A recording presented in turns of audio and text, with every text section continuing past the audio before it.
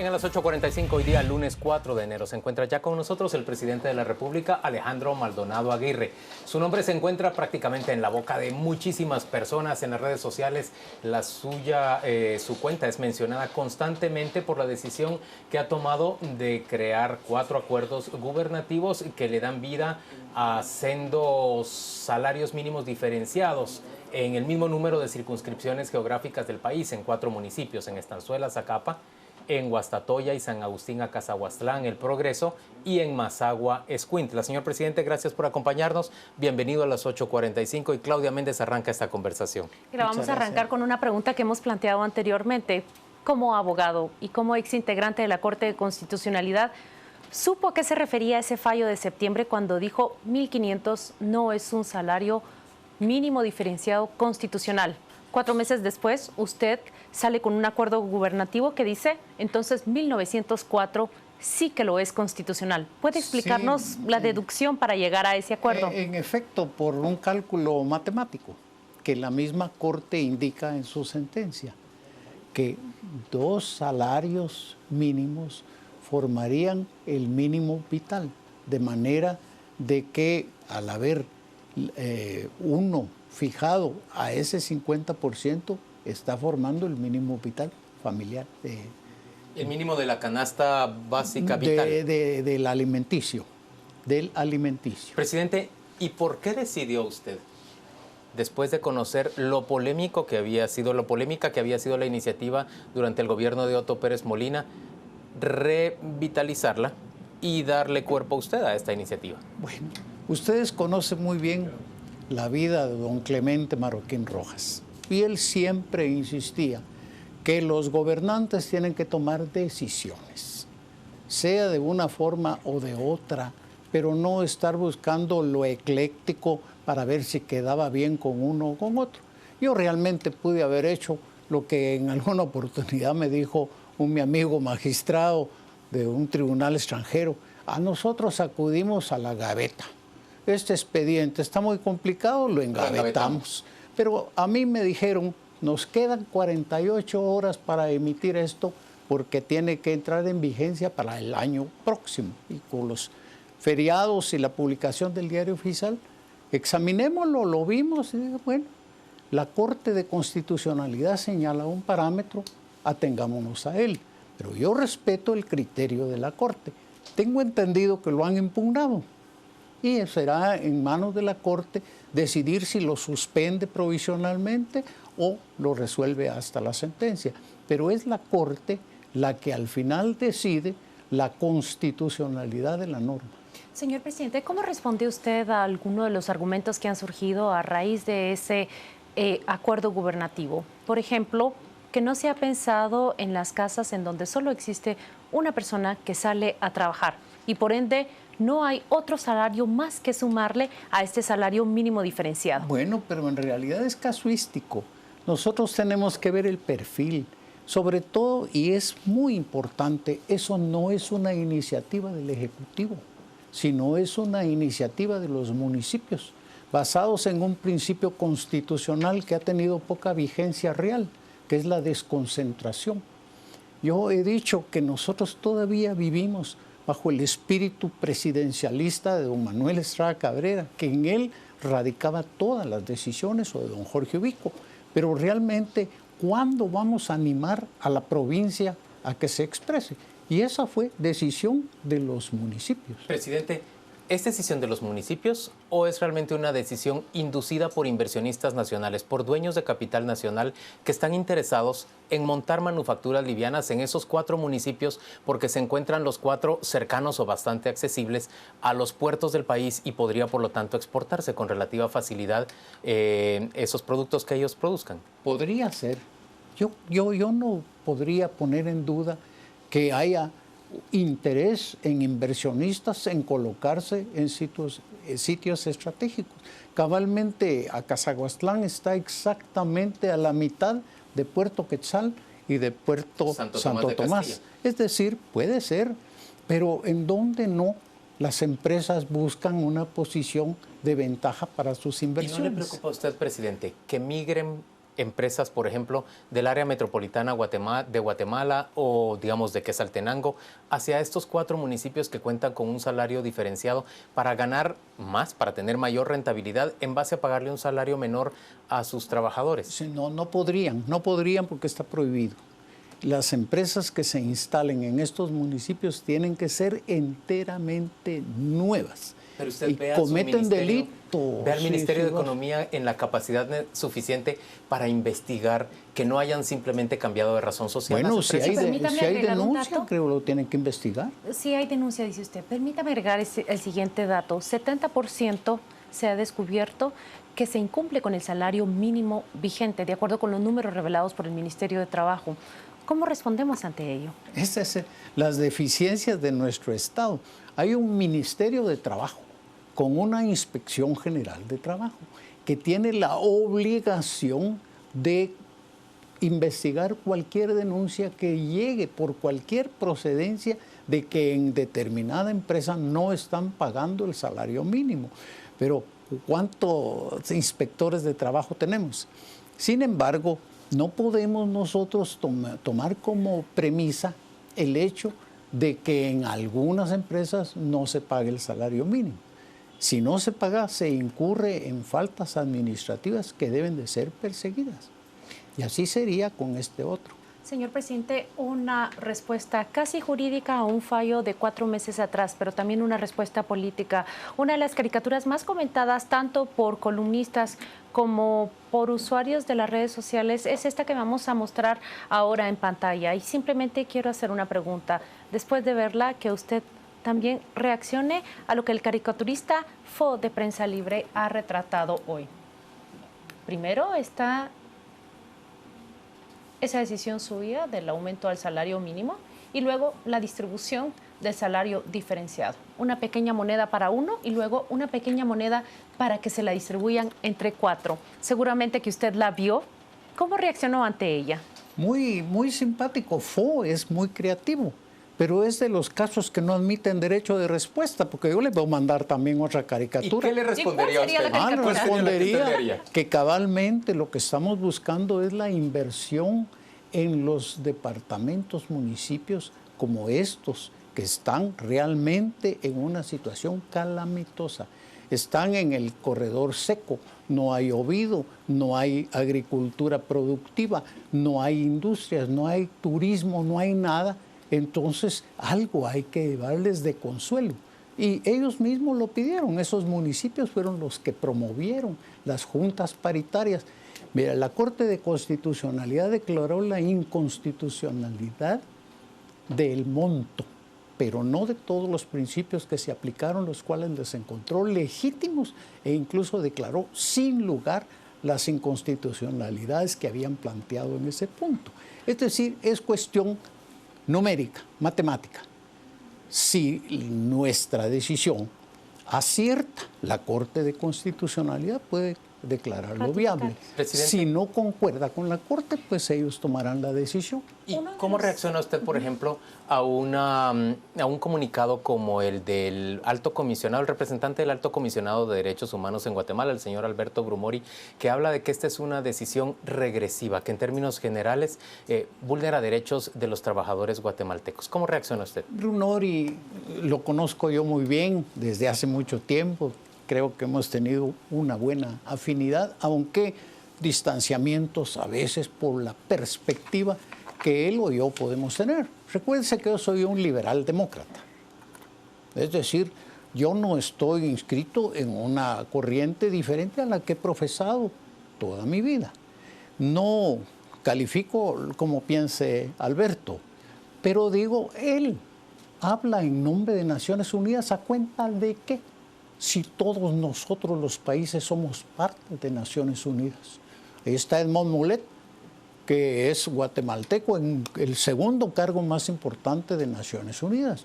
Y creo que así como él, ya podría estar hablando, censurando cualquier caso de cualquier país, porque no comparte su visión política. Pero, ¿qué dice él de los derechos humanos de los que no tienen trabajo, de los que no tienen empleo, de los que se van en los contingentes de migrantes? ¿Sabe cuántos guatemaltecos se expulsaron de los Estados Unidos y de México en 2 años? Que calculado al 15 de diciembre del año pasado, era 193.482 guatemaltecos. ¿Y cuántos se fueron a exponer al delito, a la explotación, a la extorsión, a la violación, a tantas cosas? Porque los señores coyotes han hecho el gran negocio de su vida. ¿Y usted cree Pero que un permítame salario... repetirle lo que la crítica responde justamente a esos argumentos, que la respuesta que da el Estado de Guatemala, en esta ocasión representado por su firma en ese acuerdo, es la mano de obra barata. Y lo que le responden es, no es la opción viable para el desarrollo. Vea, no es que sea barato o no sea, es mano de obra, es trabajo. ¿Qué alternativa tienen los padres ahí de Cazahuastlán cuando ven a su hijo adolescente ya creciéndole el bigote, que no va a tener un empleo y van a tener que hipotecar o vender lo que puedan para que tome un viaje a los Estados Unidos a buscar empleo, o que se venga aquí a la capital a perderse en este infierno que hay en zonas periféricas donde hay dominio de crimen organizado? No es la mejor opción. ¿Y usted cree que un salario de 1.904 quetzales y una inscripción en el Seguro Social va a permitir que se desincentive a las personas de viajar a una vida más próspera o en busca de una vida más próspera hacia Estados Unidos? Yo no lo sé, pero al menos nosotros tenemos el deber y la obligación de darles oportunidades. Si ellos optan por el sueño americano, pues allá, con su conciencia. Después nos recargan. Yo tuve que tomar una decisión muy difícil con el caso de los migrantes cubanos, cuando trataron el asunto en el seno de los países de Centroamérica. En el SICA, en El Salvador. Sí, la solidaridad. Irritó mucho usted al presidente costarricense con bueno, su decisión. pero es que yo tuve que hablar con franqueza. Le dije, mire, la solidaridad no significa que el problema de un país se le traslade a otro. ¿Qué hacemos aquí con cerca de 10,000 migrantes cubanos? No tenemos albergues, no tenemos alimentos, no tenemos dinero, estamos en quiebra, etcétera. Yo sí estoy dispuesto a aceptar contingentes graduales y controlados y a expensas de quien corresponda para que pasen por Guatemala, pero deben de garantizarme que México los acepta y que Estados Unidos también. Era difícil. Ahora esto va caminando, pero Guatemala, con nuestros problemas, esos 190 y pico de mil guatemaltecos echados del norte, ¿cómo podíamos recargar a nuestro país con migrantes cubanos?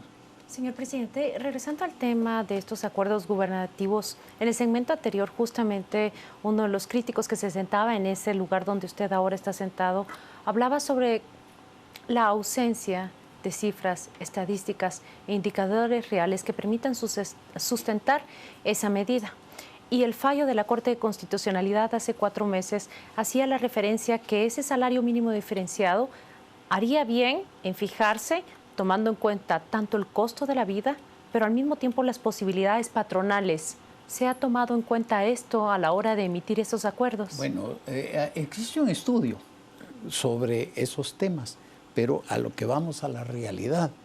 Los teoréticos están muy bien, que nunca han salido de la capital o de viajes al extranjero, que se vayan a meter a esos lugares y que me digan si en esos lugares no están clamando por tener un empleo. El costo de vida en San Agustín es más barato que el de la capital. ¿Y las posibilidades patronales? Bueno, cabalmente por la competitividad. Mire, hay otros países que han hecho su gran riqueza por la exportación. La exportación tiene la cualidad de que no está usted gastándose su dinero porque está regresando convertido en dólares. Presidente, ese salario mínimo diferenciado, según usted, ¿debería ser permanente durante cuánto tiempo o temporal? Hasta que las empresas alcancen un cierto nivel y puedan pagar el salario mínimo completo. Es que se va a revisar año con año. Puede ser que dentro de un año haya un presidente que piense en forma diferente a como yo he pensado y lo eleve a condiciones en que ya no sea competitivo y las empresas se vayan. Países en el mundo para acoger empresas abundan. Lo que pasa, y nosotros tenemos esa cualidad. Dijo una vez Konrad Adenauer, cuando dejó su gobierno, le preguntó a un periodista, ¿y cuál fue algún deseo que usted no se le pudo cumplir? Yo, tener 10 metros de frontera con los Estados Unidos. Pues eso, Guatemala tiene 1000 kilómetros de frontera con el norte. ¿Por qué no lo aprovechamos? E incentivemos esas empresas.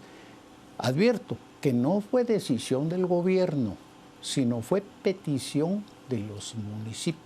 Presidente, hay una pregunta en las redes sociales respecto a si era indispensable o no seguir un proceso de comisiones paritarias para establecer este salario mínimo diferenciado. Sí, se hizo. Y las comisiones llegaron a fijar un monto más bajo que fue el aprobado anteriormente, que se declaró inconstitucional. Nosotros, al ver el minimum vitae que establece la Corte, pues subámoslo a como la Corte dijo y un poco más. Usted nos ha dicho que sí existen estudios en esos 4 municipios que sustentan el decreto de este salario mínimo diferenciado, estudios económicos que dan cuenta de que habría personas que podrían disfrutar de estos salarios, y empresas que estarían interesadas en llegar ahí. Hay estudios actuariales también, respecto de que el ICS podría ofrecerle cobertura a las personas que se volverían automáticamente en cotizantes con esos salarios tan bajos. Correcto. Es que eso es uno de los elementos valorativos que no se ha considerado. Es decir, nosotros tenemos empleo informal. Hay 6 millones de guatemaltecos aptos para el trabajo y de eso solo la 1/4 parte está con empleo. ¿De dónde? El resto no va a tener seguro social, cobertura de las garantías del Código de Trabajo, la jubilación, el retiro, una serie de ventajas. Y las empresas que paguen sus impuestos. Nosotros recibimos un mensaje directamente del Colegio de Abogados, del cual usted es un agremiado. Y el mensaje dice literalmente que la Junta Directiva ha decidido esta misma noche, por unanimidad, solicitar también que se deje sin efecto esos acuerdos y apelan a que violan el principio de igualdad. Son sus pares la Corte, discutiendo justamente. El Colegio de Abogados tiene personería en la ley de amparo para interponer esas acciones. Que lo hagan. Y ha dejado de interponer esas acciones, pero parecen motivados ahora. Yo a veces me hago la pregunta, ¿y yo qué gano con este asunto? Y realmente yo tomé el coraje de hacerlo, sabiendo el desgaste que eso implica, porque hay un posicionamiento casi ideológico de las cosas. No casi, absolutamente ideológico respecto a esto. Y entonces, obviamente, yo sabía a quiénes podía llevar un buen mensaje y a quiénes no. Por ejemplo, CACIF. Me enviaron documentos grandes los sectores empresariales para que yo vetara la ley de las tarjetas de crédito. Y trataban de convencerme los perjuicios hasta fiscales que esa ley traía, pero no la veté. Pensé a mí, tienen el poder necesario para acudir a los tribunales y tener los mejores abogados de Guatemala para que defiendan su causa, que vayan a la Corte. Y en este sentido, que vayan a la Corte. Presidente, ¿trató el CACIF de persuadirle en este caso a favor de la creación de los salarios diferenciados? Ninguna cuestión. Pero le quiero hacer una pregunta Porque en referencia. Eso sorprendió hasta el CACIF. Una pregunta en referencia a lo que ha dicho. ¿Qué gano yo con estos acuerdos? ¿Siente que ha perdido, en cambio? No, pero si lo mantengo en la gaveta, ni a favor ni en contra. Pero yo afronté la situación, inclusive dentro de mi propio gobierno. Usted sabe que emití los acuerdos y el viceministro de Trabajo encargado del despacho dijo que él no los rubricaba. ¿Le inspira respeto a usted ese viceministro? Imposible. ¿Sabe por qué? Porque desconoce absolutamente el sistema presidencialista de Guatemala como lo consagró Abraham Lincoln. Si el ministro no está de acuerdo con el presidente, su deber es decirle no estoy de acuerdo y presentar su dimisión. Pero ¿cómo es eso? No firmo y él se apodera de un derecho de veto sobre las decisiones del presidente.